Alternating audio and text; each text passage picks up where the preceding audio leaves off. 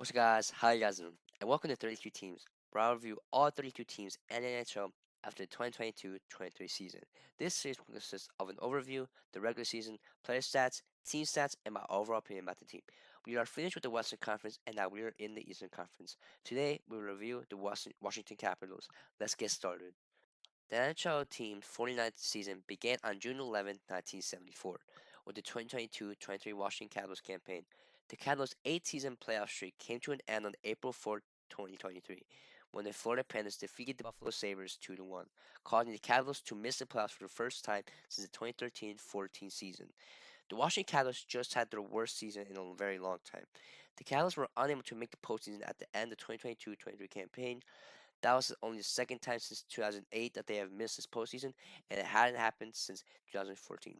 It does happen. The NHL is a competitive league with several top-notch clubs. The issue the Capitals are having is that this squad is not simply focused on making the playoffs. The squad is still talking about going deep into the playoffs and then ideally taking home the Stanley Cup. The Caps haven't had many success, at least in the postseason, since winning the Cup in 2018. From 2019 through 2022, they were eliminated in the first round each year. Some of those playoff performances were also quite disappointing. Unfortunately, as we have already mentioned, Washington's lack of success this past season really began a bit earlier, as they failed to qualify for the playoffs in April and May. The Capitals started the season with a 5-2 loss against the Bruins and didn't win until the third game of the season.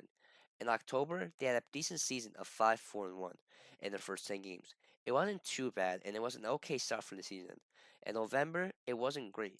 They went 5-7-2 and only won one game on the road, giving them a combined record of 10-11-3. December had to be a better month. They had a losing record, and the team didn't look that good. They needed to improve the game. And did they improve? Well, see for yourself. In December, they went 11-2-2. They had winning streaks of 4 and 5. This was crazy, and a sudden improvement from a losing record to now a winning record. They ended the year with a huge win against Montreal 92. They had a record of 21-13-5. There was a very sudden, and now they look like they can make the playoffs. With this shift of momentum, they should be able to win more games and improve their record, right? Well, they did win games, but the record didn't improve. In January, they started to lose more games. They went 6-7-1. In February, they had their worst month and went 2-7-0. Although they still had a winning record, their playoff chances were getting slimmer, and they needed a late playoff push to make the postseason. They started March great, but soon lost many games. They lost the last three games on March and the last three beginning losses of April, giving them a six-game losing streak and eliminating from the playoffs. The rest of April didn't matter. They were eliminated. They played their last game with the Devils with a 5-4 OT loss where they choked a 4-1 lead, a terrible way to lose and end the season. The record for the season was 35, 37, and 10, or 80 points. This was a 20-point difference from last year, where they had 100 points last season. Let's move on to the player stats. The point leader is, of course, Alex Ovechkin. He had 75 points in 73 games. He is always the goal and point leader. Every season, he is getting closer to Gretzky's goal record. Ovechkin is a player that, despite his age, always earns a lot of points. He never seems to slow down and is still the player he was 10 years ago. Next is Dylan Strome. He had 65 points in 81 games. A nice season for him, had his career high in goals, assists, and points. He has first season at Washington and already had a good season, which means that this could be his home for the rest of his career, and he has great chemistry with his teammates. Kuznetsov and TJ Oshie both had decent seasons for their career. I skipped Eric Gustafsson and Connor Sherry since they've joined different teams and are no longer members of the Capitals. Let's move on to the goalies. There were two goalies, uh, Kuemper and Lindgren.